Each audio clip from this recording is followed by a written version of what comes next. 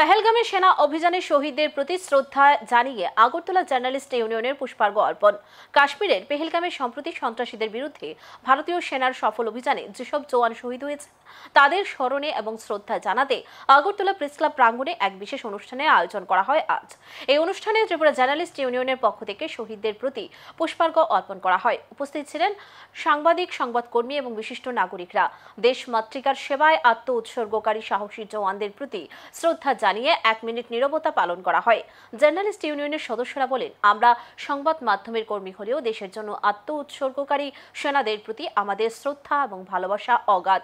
এই পুষ্পার্ঘ অর্পণ শুধুমাত্র এক শ্রদ্ধাঞ্জলি নয়, বরং একটি বার্তা। সন্ত্রাসবাদের বিরুদ্ধে দেশের সকল মানুষ ঐক্যবদ্ধ। এই উদ্যোগ আগরতলার সাধারণ মানুষ এবং সংবাদ মাধ্যমের তরফ থেকে প্রশংসিত হয়েছে। দেশের মধ্যে সম্ভবত প্রথমেই আমরা সেনাবাহিনীদের স্যালুট জানানোর জন্য আপনারা দেখেছেন যে বিগত কয়েকদিন ধরে সেনাবাহিনী কী ধরনের ঝুঁকি নিয়ে পাকিস্তানকে ওনারা কার্যত নাস্তানাবুদ করে দিয়েছে। তো এটা আমরা ওদেরকে স্যালুট জানানোর জন্য আমরা মনে করি আমরা প্রথম ভারতীয়, তারপরে কেউ সাংবাদিক, কেউ রাজনীতিবিদ, কেউ আইনজীবী, কেউ কৃষিজীবী, কিন্তু প্রথম আমরা ভারতীয়। এই জন্যই আমরা এই উদ্যোগটা আজকে গ্রহণ করেছি। রাজ্যেরও কোনো সংগঠন প্রথম এই ধরনের উদ্যোগ গ্রহণ করেছে।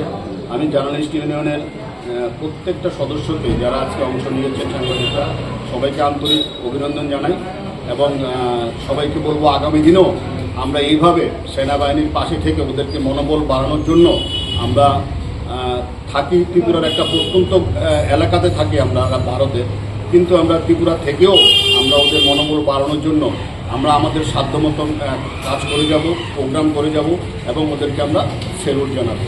আমি বলবো মাননীয় সঞ্জয় পাল মহোদয়কে